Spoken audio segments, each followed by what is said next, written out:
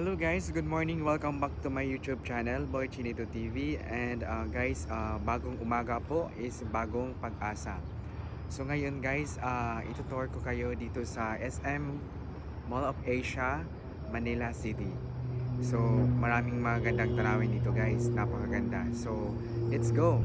Samahan niyo ako maglakbay sa Mall of Asia guys. Tara na! Hello guys, good morning.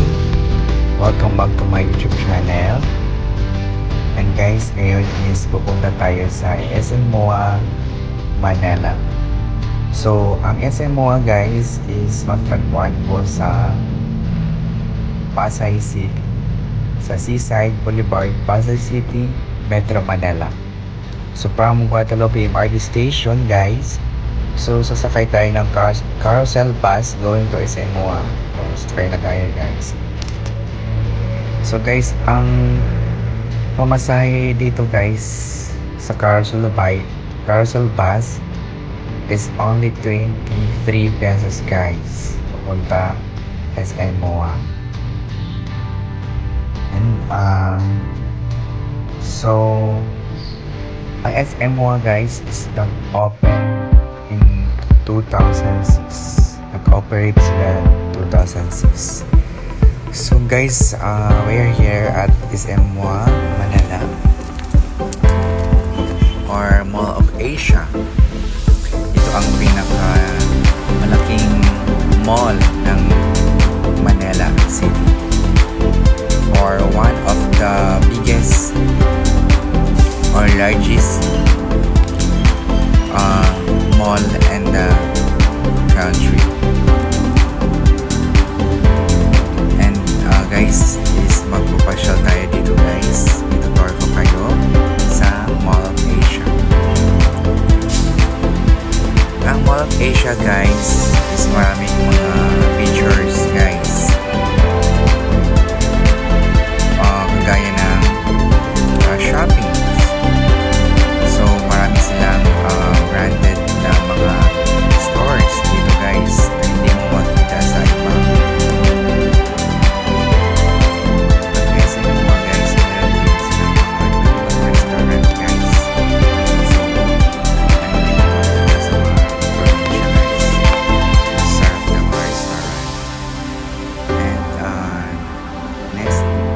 guys is mayroon silang mga entertainment kagaya ng ice skating, concert grounds, amusement park, movie theaters,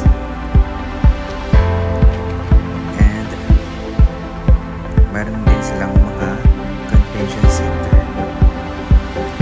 Mayroon silang mga arena guys na ginagamit para sa Miss Universe. Mayroon silang science center, mayroon silang food mall, mayroon silang parking area, mayroon din silang floor area. So marami dito guys. So pupunta kayo dito sa malaking mall dito guys na enjoy kayo dito guys.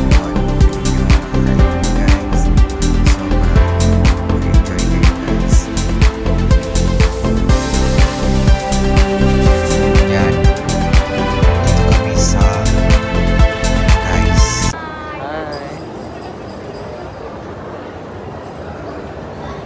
So guys, pupunta na tayo sa SM Bay, Manila Bay. Sa guys, tinatawag itong baybay ng SM MOA. Sa Bisaya, baybay, Seaside. Sa Seaside guys, marami din ditong mga restaurants, mga rides. Usually guys, dito sila nag-walking, nagja-jogging para sa ating lahat nga nag-work guys is kailangan tayo mag-exercise every morning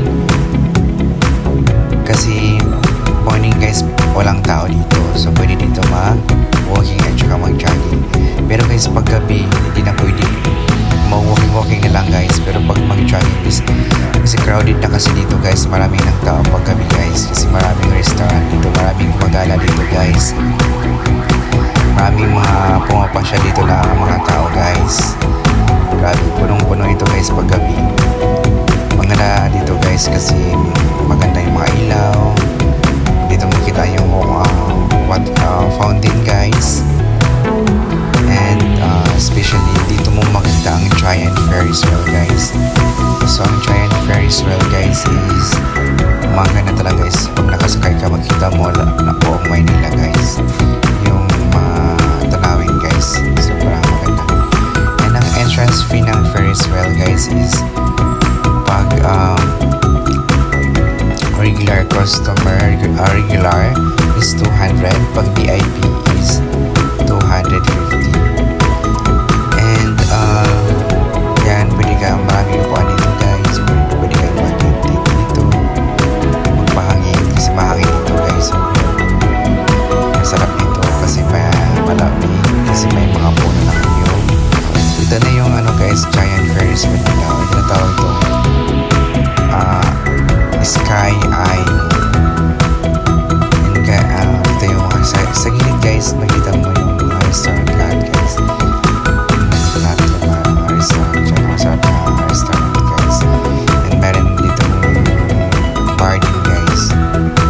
Meron dito mga magandang bars. Pwede kayong mag-bar, mag-inuman. So pwede dito guys. And very relaxing guys. And refreshing dito guys pag umaga. So the best dito around 5 PM to 7. Hello guys! Nandito po tayo sa seaside ng Mall of Asia. Yan guys. So guys, ito gagawin na tong mga condo dito guys. Yan. Building. Sayang naman. Ang ganda dito guys. Sobrang. Yan. Oh, makita nyo guys. Sobrang malaking Ferris wheel guys. Ito yung seaside guys. Every Friday, Saturday, Sundays, maraming mga tao dito guys. Namamasyal guys. Maraming namamasyal dito guys. Sobrang. Yan. Ito yung mga magandang tanawin guys. Diba guys, ang ganda-ganda. Let's go. O yan guys, makikita natin ang giant Ferris wheel guys. Yung sinasabi ko guys yan. Sobrang laki guys. Wala to sa guys, sa probinsya guys. Diba? Makikita mo dito. Dito yung mga sige, yung mga Starbucks. And then marami pang mga dito guys na gusto mong malilibang ka dito. So mayroong dito guys, kumbaga tumatawag sa inyo na peryahan, parang peryahan dito guys. Magandang paggabi guys, maganda talaga dito guys. Mga lights dito. And syempre maraming tao. Engage ka ng maraming tao guys. Makakilala ka dito. Dito ka makahanap ng restaurant or girlfriend mo o boyfriend. Ito yung fountain guys. Sinasabi. Ayan, so dito na tayo sa taas. May sila guys, kung mga bridge papunta doon guys. Hindi ka na, pag hindi ka gusto bumaba, so doon ka na sa bridge nila guys. Papunta sa seaside yun. Then so puntahan natin yung giant globe nila guys. Paggabi guys, maganda itong giant globe kasi makita mo talaga yung mapa ng Pilipinas. World map din. And then sobrang nice siya guys. So yun, dito grabe yung laki-laki ng SM Mall guys, diba? Kaya dito guys, sa kanila pa tong area guys, parang 42 hectares to guys ang kanilang area. Ito yung globe guys. Pag gabi guys, maganda yung tingnan guys. So marami din yung pumapasyal dito guys. Diba?